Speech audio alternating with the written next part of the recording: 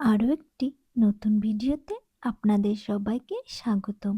আশা করি আপনারা সবাই ভালো আছেন। আমিও ভালো আছি আলহামদুলিল্লাহ।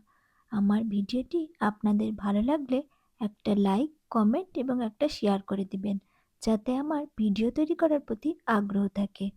কে কোথা থেকে দেখছেন একটা কমেন্ট করেও জানাবেন। আজকে আমার মূল ভিডিওটি হচ্ছে কাজী নজরুল ইসলামের সমাধিস্রোত নিয়ে। কাজী নজরুল ইসলামের সমাধিস্রোতের মূল ভিডিওটি চলুন শুরু করা যাক। আসসালামু আলাইকুম। কাজী নজরুল ইসলামের সমাধিস্রোত হলো বাংলাদেশের রাজধানী ঢাকায় অবস্থিত একটি সমাধিস্রোত। এটি 20 শতাব্দীর লেখক, সঙ্গীতজ্ঞ ও বাংলাদেশের জাতীয় কবি কাজী নজরুল ইসলামের সমাধিকে চিহ্নিত করেছে। তিনি 29শে আগস্ট 1976 সালে মৃত্যুবরণ করেন। 1976 সালে তাকে এখানে কবর দেওয়া হয়। পরবর্তীতে তার কবরকে সমাধিস্রোতে রূপ দেওয়া হয়। মাজহারুল ইসলামের নকশায় নির্মিত স্রোতটি 2009 সালে উদ্বোধন করা হয়। কাজী নজরুল ইসলামের কবর ছাড়াও সমাধির কমপ্লেক্সে ঢাকা বিশ্ববিদ্যালয় ও বাংলাদেশের জাতীয় ব্যক্তিদের কবর আছে। কাজী নজরুল ইসলাম 1940 সালে প্রকাশিত তার এক নজরুল গীতিতে মসজিদের পাশে আমার কবর দিও ভাই, যেন গড়ে থেকেও মুয়াজ্জিনের আজান শুনতে পায়, উক্তিটির মাধ্যমে মৃত্যুর কথা মসজিদের পাশেই সমাধি হওয়ার ইচ্ছা প্রকাশ করেছিলেন।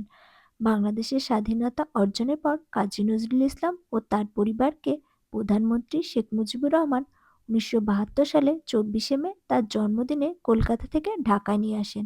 নজরুল সহপরিবারে বাংলাদেশে বসবাস শুরু করেন।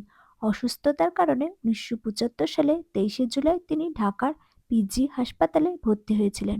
1976 সালের 18ই ফেব্রুয়ারিতে তিনি বাংলাদেশের নাগরিকত্ব পান। এরপর থেকে তার শারীরিক অবস্থা অবনতি হতে থাকে। 29শে আগস্ট 1976 সালে মৃত্যুবরণের পর তার লেখা গানে প্রকাশিত ইচ্ছা অনুযায়ী তাকে ঢাকা বিশ্ববিদ্যালয়ের কেন্দ্রীয় মসজিদের পাশে সমাধিত করা হয়। এটি নকশা করেছেন মাজহারুল ইসলাম।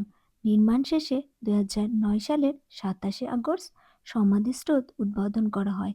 16ই ফেব্রুয়ারি 2011 সালে পশ্চিমবঙ্গের জয়নাথ নদী ও দেবাশিস ভট্টাচার্য নামে দুই ব্যক্তির চুরুলিয়ায় অবস্থিত কাজী নজরুল ইসলামের স্ত্রী পমিতা কাজীর কবর থেকে মাটি নিয়ে একটি সাইকেলে করে বাংলাদেশের উদ্দেশ্যে যাত্রা করেন।